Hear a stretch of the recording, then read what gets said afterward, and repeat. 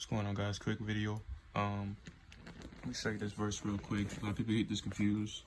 The Hebrew Israelites, most Christians, they say that we're still under the law of Jewish law of Moses. It's not true. They use this verse right here. I'll show this verse real quick. Let me fix my camera. It says, Matthew chapter 5, verse 17. It says, "Think not that I've come to destroy the law or the prophets. I am not come to destroy, but to fulfill." So what they say, the people, Hebrew Israelites, the most Christians who believe that, they say, well, Jesus says in this verse that he didn't destroy the law, abolish the law. I'm not saying that, but people need to look up the definition of this word fulfill, and I'll show you the definition of that right now in my dictionary. The word fulfill, it means to accomplish, to perform, to complete, to answer in execution or event when it has been foretold or promised, as to fulfill a prophecy or prediction, to fulfill a promise, to accomplish what was intended, to answer a design by execution. Here nature seems fulfilled in all her ends. This is just a definition of it. Let's read this another explanation right here. It says, to accomplish or perform what was desired, to answer any desire by compliance or gratification. Yeah. So by Jesus dying on the cross, he fulfilled the law. He obeyed the Father perfectly. He kept the commandments of the Father. I'll show you my journal right here. He obeyed the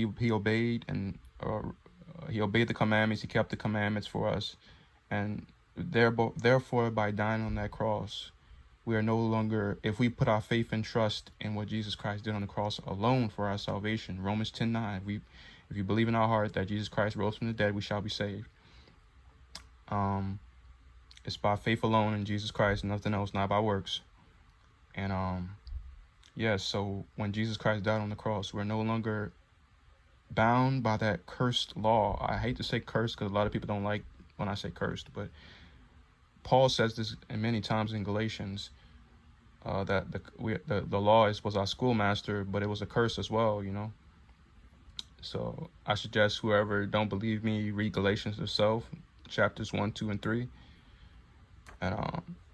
And so we're no longer under that law anymore. We're under grace. We're justified. As soon as we get saved, the moment we get saved, we are justified by grace through faith, not by works. And I'll show you a little example of my own right here. So example. So when we get saved, we're justified by faith through grace, because we're saved by grace through faith. So, but Abraham in the Old Testament, back in the law, the Old Testament, it was faith and works. So you got to read the context of this verse, Matthew 5:17, and notice who is this speaking to, because this is talking about who was Jesus' ministry about, mainly to. And I'll give you something in my notes, because Jesus' ministry was not to us, it was to the Jews.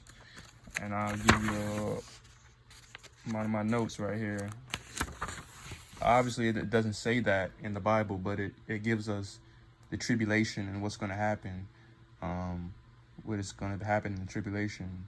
That's why in Jeremiah 30, verse, I gotta figure out what verse that is. Jeremiah 30, verse 7, it says, well, I ain't gonna go to it right now, but you can read yourself. Jeremiah 30, it says, the tribulation is known as Jacob's trouble.